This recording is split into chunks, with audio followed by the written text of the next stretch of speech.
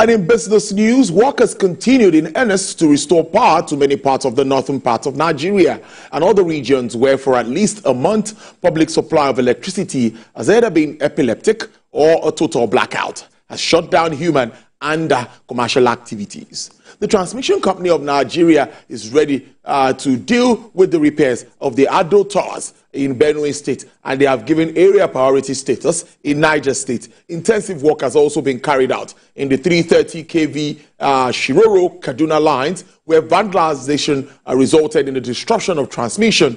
Security is also tight as officials go about the business of restoring service and expressed fears about kidnapping and acts of violence. Now, the TCN says it has located the faults on the two lines between Shiroro and Kaduna and are working to restore service to consumers.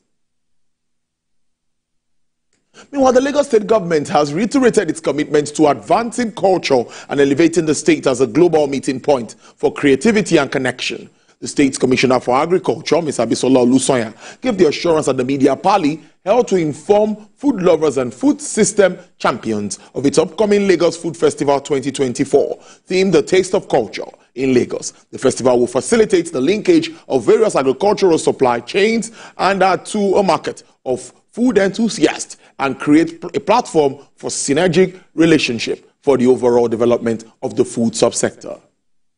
This year's theme, A Taste of Culture, will provide a platform to showcase the diverse food needs, the various ethnic groups and nationals in the state through the varieties of seafoods, meat, poultry, fresh farm products, organic groceries, dry foods, confectionery, pastries, drinks, and ready-to-eat consumables that will be exhibited by vendors at the venue of the food festival.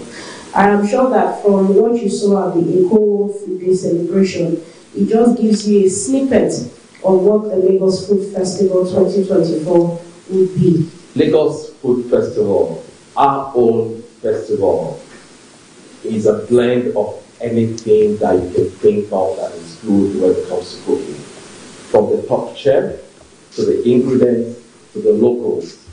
So it's a place to let down your guard. It's a place to enjoy the December. It's a place to wind down.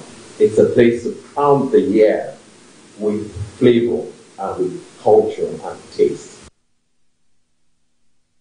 Away from food now, the Chartered Institute of Bankers of Nigeria is calling for more investment in education, infrastructure, and economic diversification to boost the nation's prosperity and drive gross domestic product GDP growth.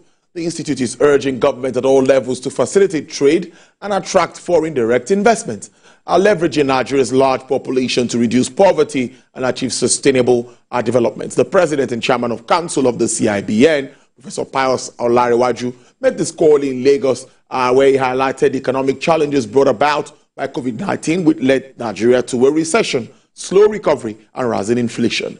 He said Nigeria has the potential to overcome these hurdles by capitalizing on its population, abundant mineral resources, to enable it unlock sustainable growth across the board.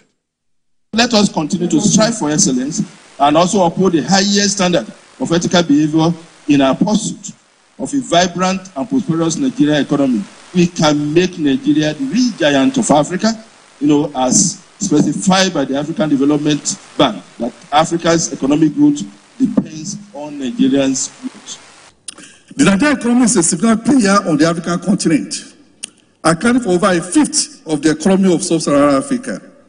The nation is rich in economic assets and potentials, and some of these assets, as have been mentioned earlier on by the president, include our vast human resources.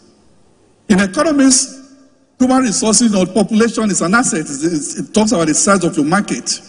And right from the time of Adam Smith, the market size is one of the determinants of the growth of an economy, and that's why you want to encourage trade.